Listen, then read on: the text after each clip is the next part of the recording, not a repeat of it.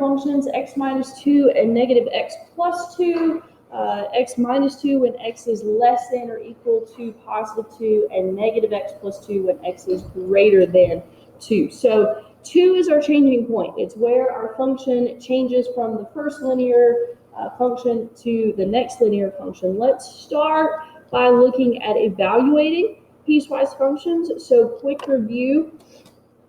This tells us, based on our x values, which piece we're supposed to use. So f of negative 3 is our x. We've got to compare negative 3 to 2. Is it less than 2 or is it greater than 2? It is less than 2, so we only plug it into the first piece. So I'm just going to kind of show a little bit of work here, so when you look back, you can know where these numbers came from. Negative 3 minus 2 is negative 5. So that is f of negative 3 when our f of x function is this piecewise function. F of 0 is still less than 2, so we still use the first piece. So 0 minus 2 is negative 2. F of 2 is equal to 2, so we still use the first piece. So 2 minus 2 is 0, so f of 2 is 0. And then 6 is greater than 2, so we use the second piece.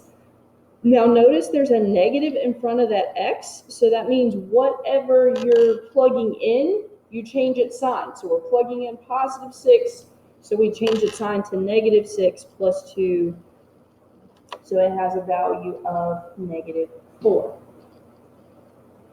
Now, that's just simple evaluating with piecewise functions. Let me remind you that when you are evaluating, what you are doing is you are creating coordinate pairs. You are creating an x and a y value that you can then turn around and plot to help you graph your function. So we are going to graph this by hand. So I'm going to take the work that we've already done to help us out a little bit. When we plug in negative 3, we get an answer of negative 5. Well, that's a point on our graph. Our x value is negative 3, our y value is negative 5. So there on the graph that you have on your paper, go ahead and plot the point, negative 3, negative 5. We have another point at 0, negative 2. We have a point at 2, 0. And then we have a point at 6, negative 4. Now, we don't just connect the dots here. We do need to consider the fact that this is a piecewise function. It changes at 2. So when our x values are less than or equal to 2, or to the left of 2, our function follows the x minus 2 pattern. So these 3 points that we have right here, they all belong to the first piece of our function. So we can connect the dots, so to speak, connect our points to create our line for the first piece of this piecewise function. Now, we only have 1 point for the second piece, so let's add a little bit of detail to that. You could, one way to do it is you could use your slope from the equation. So this has a slope of negative 1. Well, since I've got 1 point already plotted, I can use a slope of negative 1 here. I can go up 1 and left 1 and repeat that process and plot some more points there. Now, the question is, what do I do when I get to 2 right here? Because that's where my function is supposed to change. Well, if you follow the slope, it runs you right into the other line. So there's not really an issue there. We'll look at a different scenario here in a minute where they don't meet up. So in this case, this piecewise function is what we would consider continuous. Okay, it is continuous. I've gotten the meaning there, or one meaning of continuous. Does the graph have any breaks or jumps? If I start over here on the far left side of my graph and I follow it, I can trace the entire graph without there being any breaks. I don't have to move my pencil. I can just trace the entire graph. without any issue there. So that is a simple definition of continuous.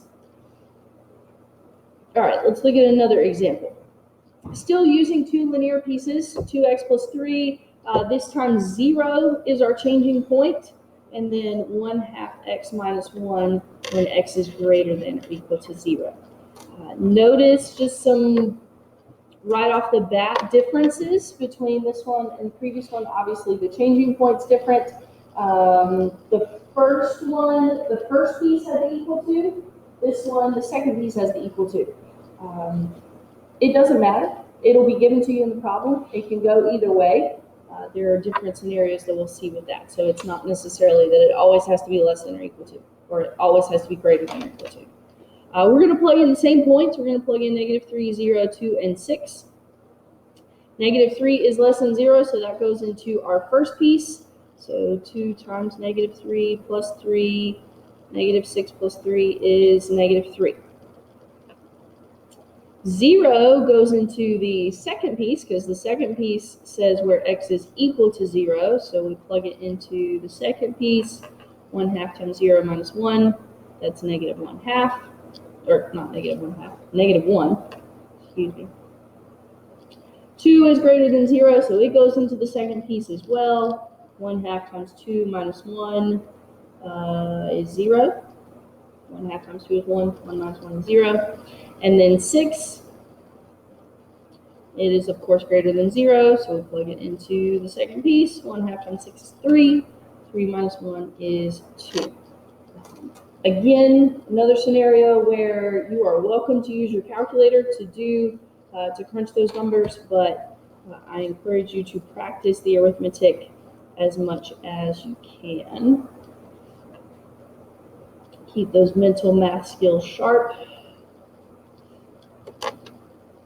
And I'm just going to record those points again, just to help you make that connection between evaluating a function. Yes, it is just a arithmetic kind of process, but if that translates to something else, that translates to our graph, you've got to make the connection between the equation, values, and the graph.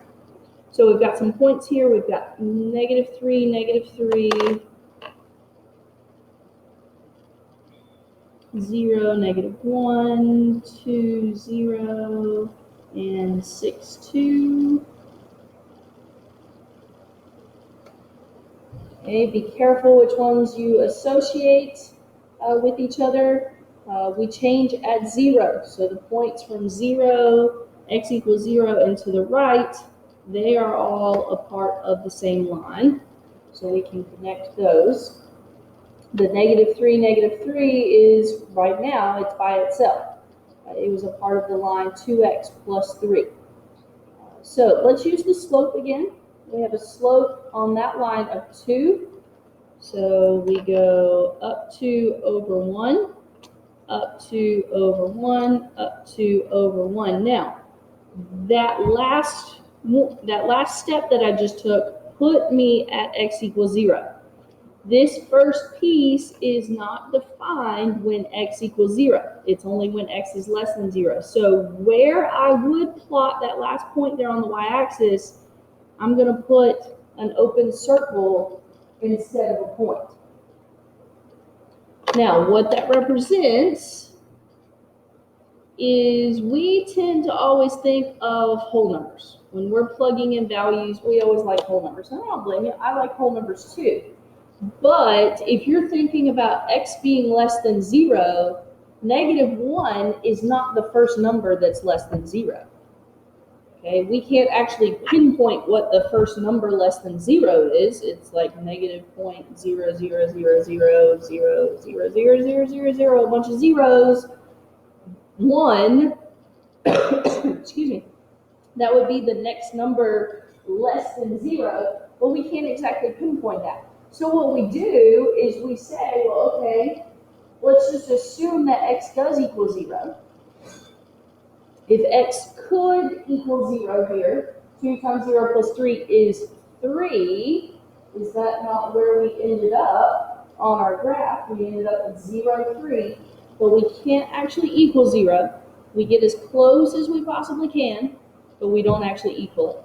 So that's what the open circle represents. It says get as close as you can to 0, but you can't actually equal 0 because the function just says less than 0. So the whole point in that explanation was to tell you that you can use your slope to graph that, or some people prefer to plug in that number, even though technically it's not defined for that number. You plug in that number, find out what the value would be, and then you can plot that open circle where the point would be.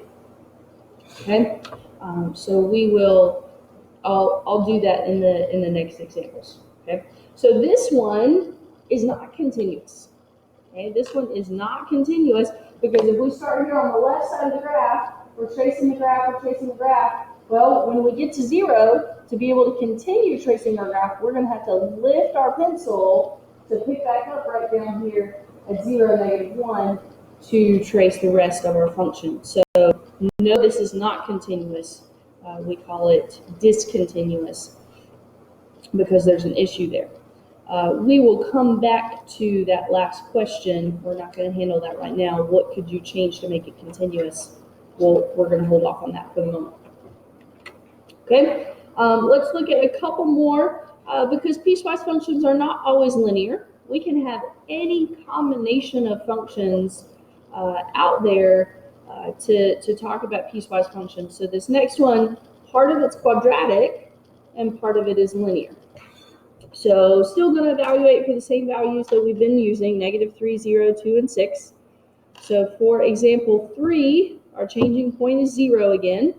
-3 is less than 0, so we're going to plug that into the first piece.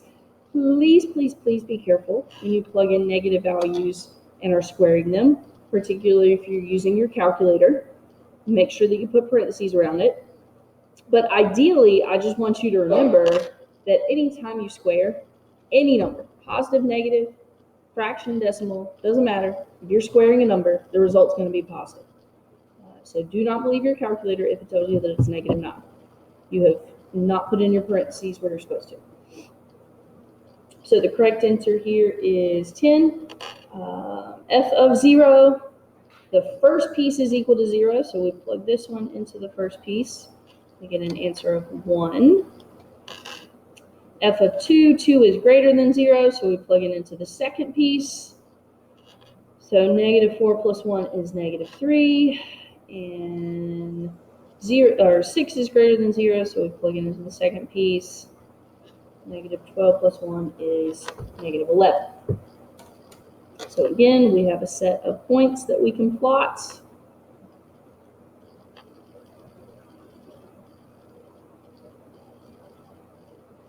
So -3, +10, 0, 1, 2, -3, and 6, -11. So a little bit off of our graph here. All right, now, it kind of looks like those line up right in a straight line, but we've got to consider what our functions actually are. Our first piece is a quadratic function. So me personally, I would plug in a couple more points just to get a little bit more detail to my graph. So like -1, I plug in -1, the answer is 2. And how about -2? That would give me an answer of 5. So that gives me just a little bit more detail. Now it still does look pretty linear, but we know it's a quadratic, so we know that there's supposed to be some curve to this. So as best as you can, try and make that look like it's part of a parabola and not just like a very straight line, because it's definitely not a straight line. It is definitely a parabola. So try and give it some curve as much as you possibly can there in that small amount of space. Our other piece is linear. So we can connect those 2 points. Let's see, where's our slope? -2, yeah. I'm going to use my slope here to kind of help me make this a little bit more accurate. Did I count over 2, 4? 2, 4, 6. Oh no, I just didn't go down far enough. Okay, but we've got to make this come all the way to 0. So if we follow our slope of 2, we get a point right here. And guess what? These two match up at 0. Now, I could confirm that. If I plug 0 into my second piece, I get positive 1.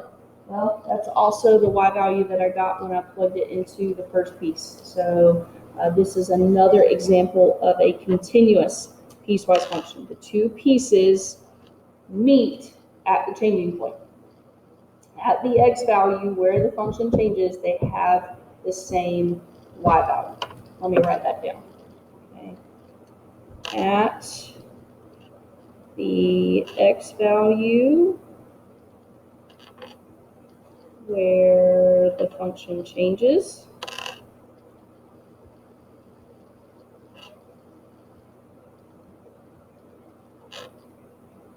the pieces have the same y value. Now, I am purposefully emphasizing that point because what I have observed from the standards is that this is the idea that they're concerned about with piecewise functions. It's not, can you graph a piecewise function? It's, do you understand the idea of when a piecewise function is continuous versus not continuous? So this is a very important idea. At the x value where the function changes, the pieces have the same y value if it's continuous. If it's not continuous, they don't have the same y value. Okay. If you need to finish copying that, it'll be back up in just a second. Let's go ahead and look at example number 4.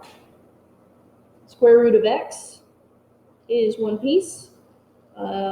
Notice this says when x is greater than 0. Usually our piecewise functions, the less than piece is first, but sometimes it can be flipped.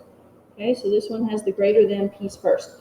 And then we have a linear piece for the other function. So just be careful when you're evaluating.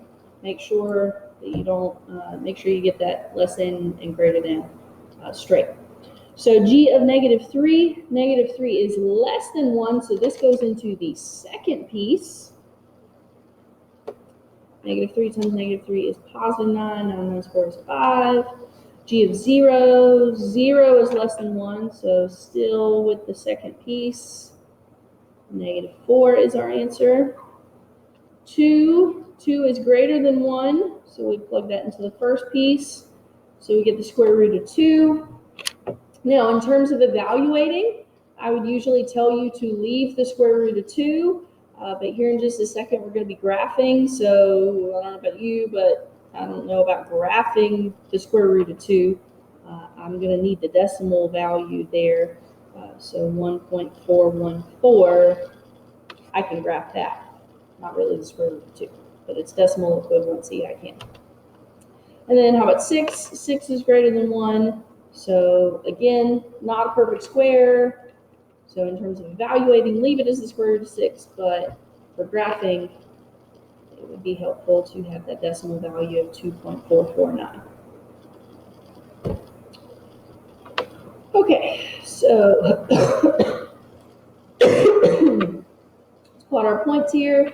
-3, +5. 0, -4, 2, 1.4, and 6, 2, pretty much 2.5. Okay, it looks like it's a little bit of everywhere. Let's analyze what our graphs are supposed to look like. When we are to the left of +1, it's supposed to be a linear function with a slope of -3. So I'm going to use that slope there to only get things a little bit more precise. Connect my points. Now, I only have to 0, but I'm supposed to go to 1. So again, I'm going to continue that slope. But this piece was not, oh, this piece is equal to 1. This one is equal to 1. So here at 1, I do want a point there. Now, I got it from using the slope. You could have gotten it from plugging in 1. You could plug in 1, 3, negative 3 times 1 minus 4 is negative 7.